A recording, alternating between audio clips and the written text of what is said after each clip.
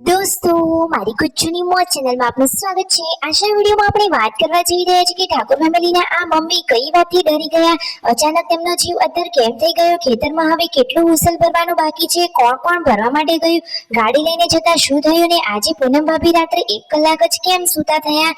એટલે કે જેન્સી વધારે બીમાર હતી અને તેમના મમ્મીને પણ દાઢમાં દુખાવો થતો હતો, તો એનું કોઈ સોલ્યુશન આવ્યું કે નહીં? જેન્સીને હોસ્પિટલમાં દાખલ કરી શિલ્પા ભાભી પાર્વતી ભાભીને અડધી રાત્રે હોસ્પિટલ કેમ ગયા, જેન્સીને કેટલા દિવસ રાખવાની છે, ડોક્ટરે તેને શું કહ્યું છે, આ બધા જ પ્રશ્નોની માહિતી મળશે તમને મારા આ વિડીયોમાં।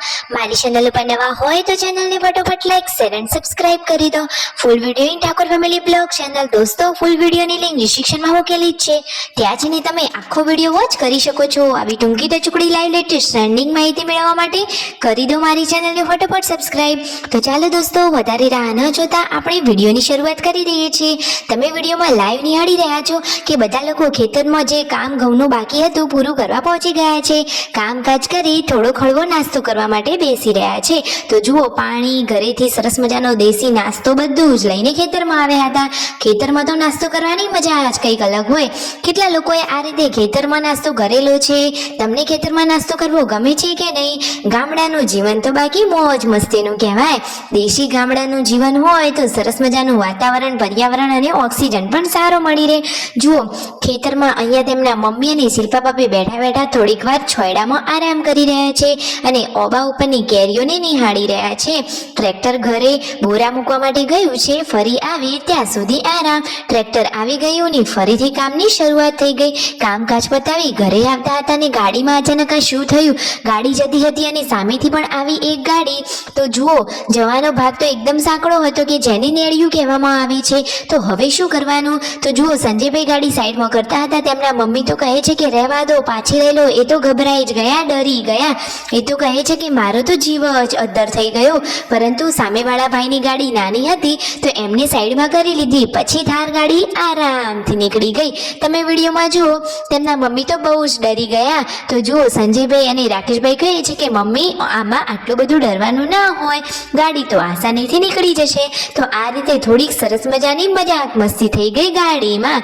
બધા લોકોના ચહેરા ઉપર જુઓ હસી આવી રહી છે અને પછી ઘરે આવી આ ભેંસને તો તેનું જમવાનું આપી દીધું અને ઘરના લોકો પણ હવે જમવા માટે બેસી રહ્યા છે।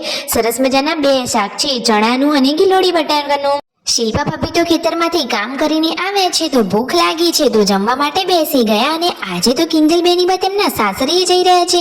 અચાનક તેમને મહેસાણા જવાનો પ્રોગ્રામ કેમ બન્યો? તો ત્યાં બધા ઘરે બીમાર છે, તેમના દાદીની તબિયત પણ ઠીક નથી અને સાસુમાની પણ, એટલા માટે તેઓ સાસરીએ જઈ રહ્યા છે। અને દોસ્તો અહીંયા તો આજે જેન્સોની તબિયત પણ ઠીક નથી।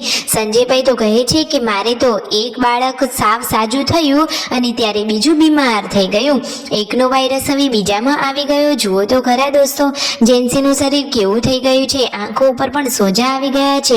અહીંયા હવે રાત્રે જમવાનું બની રહ્યું છે અને જેન્સીને તો હોસ્પિટલમાં એડમિટ કરી છે, તો કદાચ 2 દિવસ જેવું તેને ત્યાં રાખવામાં આવશે। અને મિતાંશની સાથે આ જે બાળક છે એ તો એને કાકા થાય। તો જુઓ કાકો અને ભત્રીજો સાથે બેઠા છે અને આ કેવો સંબંધ કહેવાય, કેવી રિલેશનશીપ જુઓ તો ખરા કે કાકો અને ભત્રીજો એક ઉંમરના, અરે વાવ। અને કાકા પણ ક્યુટ છે અને ભત્રીજો પણ, બંનેની જોડી તો સગા ભાઈઓ જેવી લાગે છે, પણ છે કાકો ભત્રીજો। તો જુઓ હવે રાતે જમણવારનું બધું કામકાજ થઈ રહ્યું છે, પછી ટિફિન લઈને જવાનું છે હોસ્પિટલે। તો શિલ્પા ભાભી, પાર્વતી ભાભી અને આજે તો આ લાલ ગાડી ચલાવી રહ્યા છે રણજીતભાઈ। આ 3 જણા ટિફિન અને બીજો બધું સામાન લઈ જઈ રહ્યા છે હોસ્પિટલે। તો દોસ્તો જેન્સીને કેટલા દિવસ રાખવાની છે તો ડોક્ટર રિપોર્ટ ઉપરથી કહેશે। તો હવે તેઓ ચાલે હોસ્પિટલે। આ બાજુ દાદા જુઓ બધી જ બચ્ચા પાર્ટી લઈને બેઠા છે અને બધાને રમાડી રહ્યા છે। બચ્ચા પાર્ટીની પણ મજા પડી ગઈ। વિડીયો ગમ્યો હોય તો લાઈક શેર એન્ડ સબસ્ક્રાઇબ।